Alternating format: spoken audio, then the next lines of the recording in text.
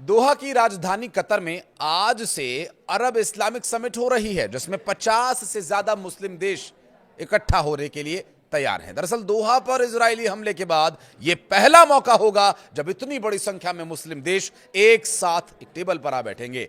यहां से निकला मैसेज इजराइल ही नहीं, अमेरिका को भी बेचैन कर सकता है। इजराइल ने गजा में जो किया उससे मुस्लिम देश पहले से ही खफा है, लेकिन कतर में अटैक के बाद हालात बिल्कुल उलट हो गए हैं। उससे अलग यूएन में पाकिस्तान का नाम लेकर जिस तरह से इजराइल ने फटकार लगाई, उससे कई देशों की बेचैनी बढ़ गई है।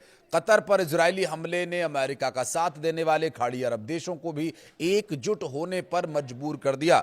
इससे संयुक्त अरब अमीरात और इजराइल में रिश्तों में अब और तनाव बढ़ गया। उन्होंने 2020 में जहां आपसी संबंध समन्वय किए थे, यहां इमरजेंसी शिखर सम्मेलन अरब लीग और इस्लामिक सहयोग संगठन के सदस्यों को एक मंच पर ला रहा है। रविवार को इसमें विदेश मंत्रियों की एक बैठक हुई, जिसमें एक मसौदा प्रस्ताव पर चर्चा की गई।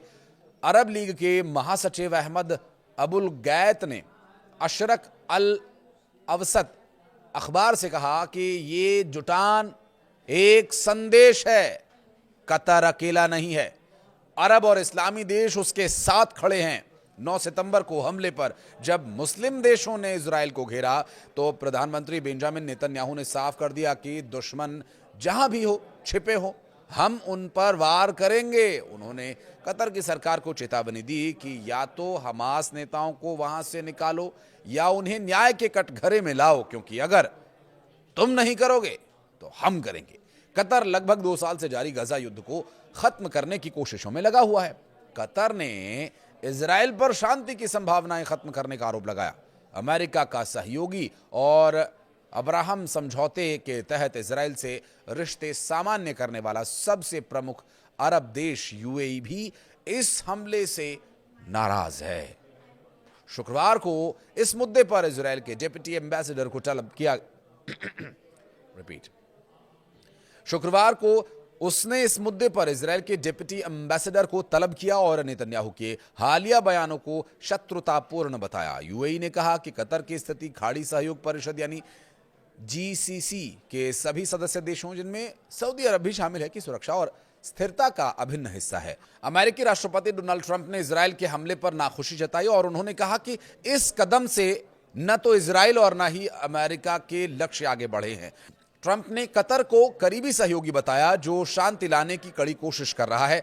उन्होंने यह भी कहा कि हमास को खत्म करना एक सराहनीय लक्ष्य है। हमले के बाद उन्होंने कतर के अमीर शेख तमीम बिन अहमद अल थानी से यह कहा कि ऐसी घटना दोबारा उनकी जमीन पर नहीं होगी।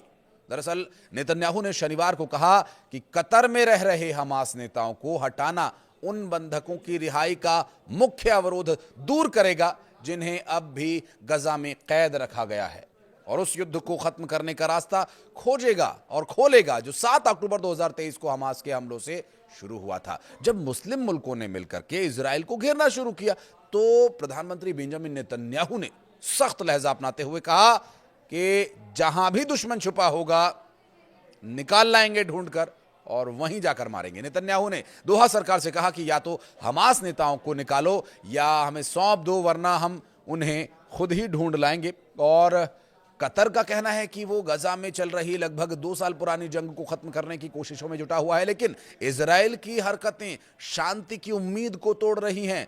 यूएई, जिसने 2020 में अब्राहम अकॉर्ड के तहत इजराइल से दोस्ती की थी और जिसे खाड़ी का सबसे बड़ा अमेरिकी सहयोगी माना जाता है, अब खुद नाराज है।